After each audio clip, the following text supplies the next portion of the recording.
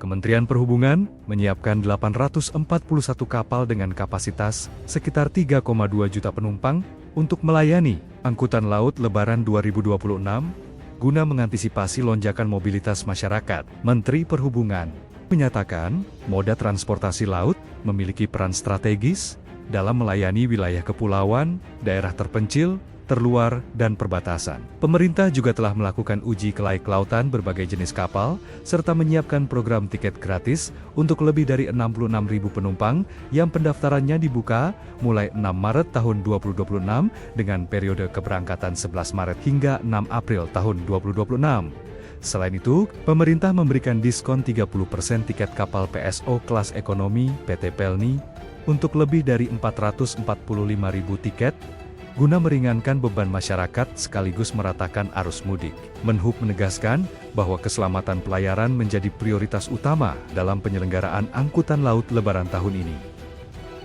Kementerian Perhubungan menyiapkan 841 kapal dengan kapasitas sekitar 3,2 juta penumpang untuk melayani angkutan laut Lebaran 2026 guna mengantisipasi lonjakan mobilitas masyarakat. Menteri Perhubungan menyatakan, moda transportasi laut memiliki peran strategis dalam melayani wilayah kepulauan, daerah terpencil, terluar, dan perbatasan. Pemerintah juga telah melakukan uji kelayak lautan berbagai jenis kapal, serta menyiapkan program tiket gratis untuk lebih dari 66.000 penumpang yang pendaftarannya dibuka mulai 6 Maret tahun 2026 dengan periode keberangkatan 11 Maret hingga 6 April tahun 2026.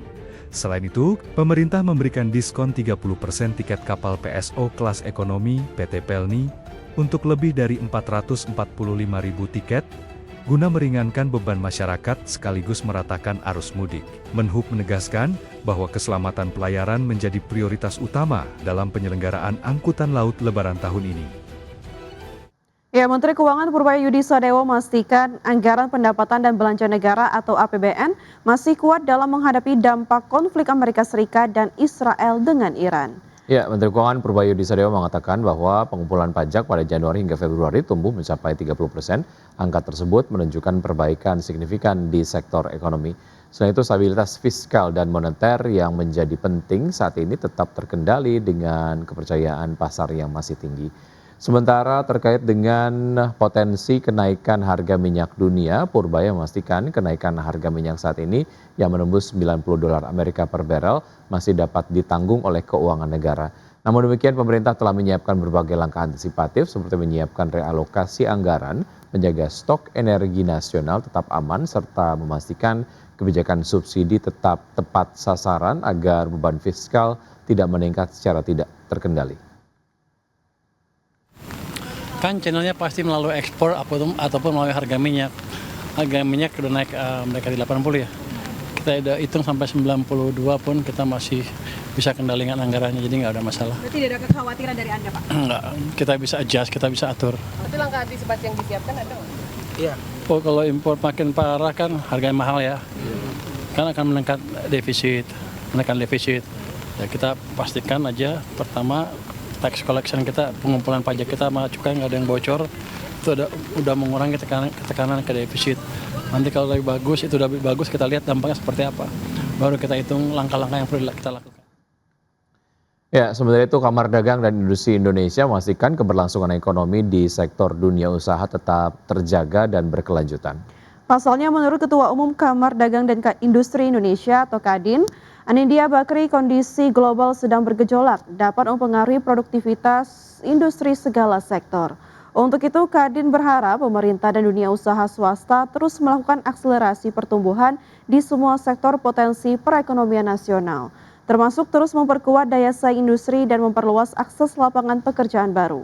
Ketua Umum Kadin ini optimis bahwa Indonesia bisa melewati tantangan geopolitik dan geoekonomi akibat perang Amerika Serikat Israel terhadap Iran, yang langsung berdampak terhadap lonjakan harga minyak dunia.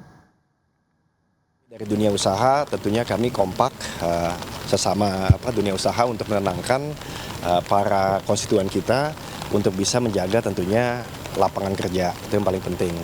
Dan juga memberikan kepercayaan kepada para pengusaha baik yang besar, menengah maupun kecil bahwa kondisi ekonomi bersama pemerintah kita jaga sebaik mungkin. Mungkin itu yang paling penting ya, karena kita lihat di satu sisi tentunya kita mesti menjaga semua pertumbuhan lah, dari pertumbuhan, inflasi, tapi lain sisi juga istilahnya dana interbank itu masih ada.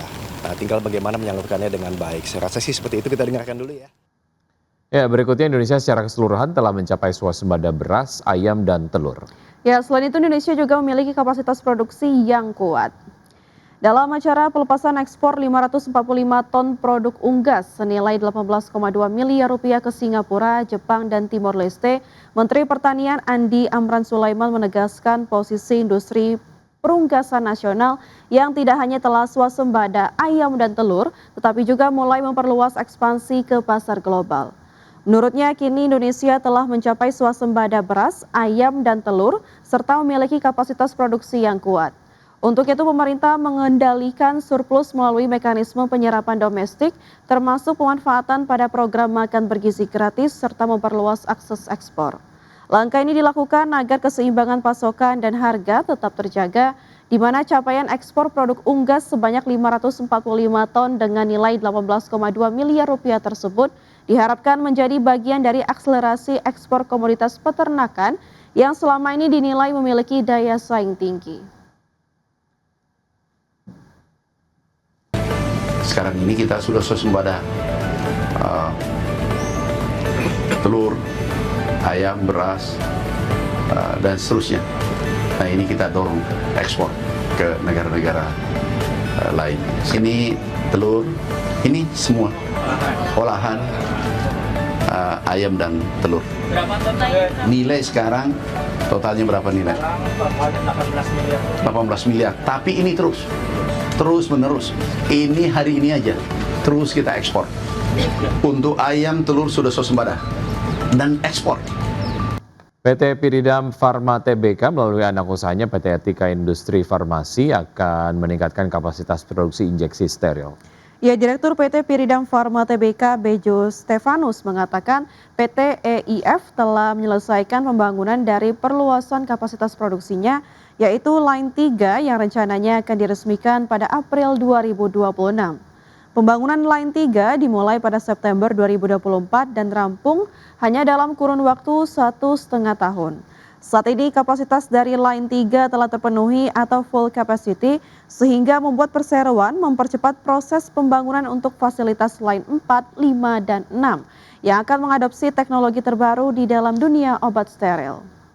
Setelah penyelesaian Line 4 dan 5, PT EIF juga akan segera melakukan pembangunan Line 6 sebagai bagian dari pengembangan kapasitas manufaktur secara berkelanjutan. Manuver ini diambil sebagai respon langsung atas meningkatnya kebutuhan obat-obatan steril di pasar global dan regional.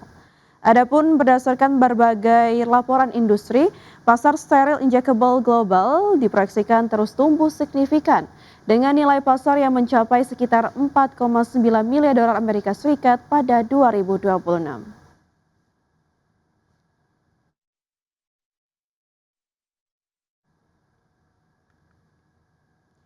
Pemirsa, laba bersih emiten batubara PT Bayan Resources Tbk atau BIAN turun pada akhir tahun 2025. Penurunan ini terjadi di tengah kenaikan beban pokok pendapatan perusahaan dan berikut adalah laporannya. PT Bayan Resources Tbk mencatatkan penurunan kinerja keuangan sepanjang tahun 2025. Berdasarkan laporan keuangan di Bursa Efek Indonesia, pendapatan perusahaan turun tipis 0,58% secara tahunan menjadi 3,43 miliar dolar Amerika Serikat dibandingkan 3,45 miliar dolar pada tahun 2024. Sebagian besar pendapatan Bayan masih berasal dari segmen batubara yang menyumbang 3,41 miliar dolar pada 2025, turun 0,58% dari tahun sebelumnya. Sementara itu pendapatan non batubara juga turun 5,01% menjadi 20,09 juta dolar. Di sisi lain, beban pokok pendapatan justru meningkat 9,95% menjadi 2,32 miliar dolar. Kenaikan beban tersebut menekan laba kotor perusahaan yang turun 16,54% menjadi 1,11 miliar dolar. Akibatnya laba bersih yang dapat diatribusikan kepada pemilik entitas induk turun 16,77% menjadi 767,92 juta dolar pada 2025 dibandingkan 922,64 juta dolar pada 2024. Hingga akhir 2025, total aset Bayan tercatat 3,38 miliar dolar dengan liabilitas 680,46 juta dolar dan ekuitas 2,69 miliar dolar. Berbagai sumber IDX Channel.